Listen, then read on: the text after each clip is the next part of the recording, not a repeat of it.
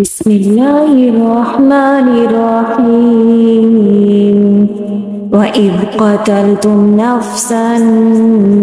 فادارأتم فيها والله مخرج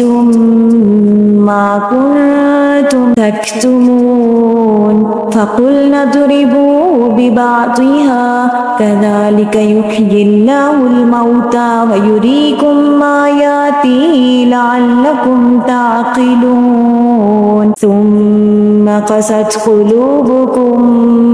من بعد ذلك فهي كالحجارة أو أشد قسوة وإن من الحجارة لما يتفجر منه الأنهار وإن منها لما يشقق فيخرج منه الماء وإن منها لما يهبط من خشية الله وما الله بغافل عما تعملون أفتطمعون أن يؤمنوا لكم وقد كان فريق منهم يسمعون كلام الله ثم يحرفونه من بعد ما أقلوه وهم يعلمون وإذا لقوا الذين آمنوا قالوا آمنا وإذا خلا بعضهم إلى بعض قالوا أتحدثونهم بما فتح الله عليكم ليحاجوكم به عند ربكم أفلا تعقلون أولا يعلمون أن الله يعلم ما يسرون وما يعلنون ومنهم أميون لا يعلمون الكتاب إلا أماني وإنهم إلا يظنون فويل للذين يكتبون الكتاب بأيديهم ثم يقولون هذا من عند الله ليشتروا به ثمنا قليلا فويل لهم مما كتبت أيديهم وويل لهم مما يكسبون وقالوا لن تمسنا النار إلا أياما معدودة قل أتخذتم عند الله عهدا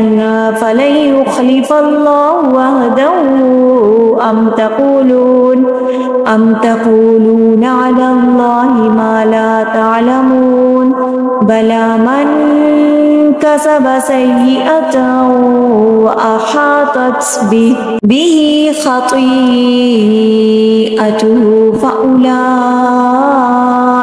أصحاب النار هم فيها خالدون والذين آمنوا وعملوا الصالحات أولئك أصحاب الجنة هم فيها خالدون وإذ أخذنا ميثاق بني إسرائيل لا تعبدون إلا الله وبالوالدين إحسانا وذي القربى واليتامى والمساكين وقولوا للناس حسنا وأقيموا الصلاة وآتوا الزكاة ثم توليتم إلا قليلا منكم وأنتم معرضون وإذ أخذنا ميثاقكم لا تسفكون دماءكم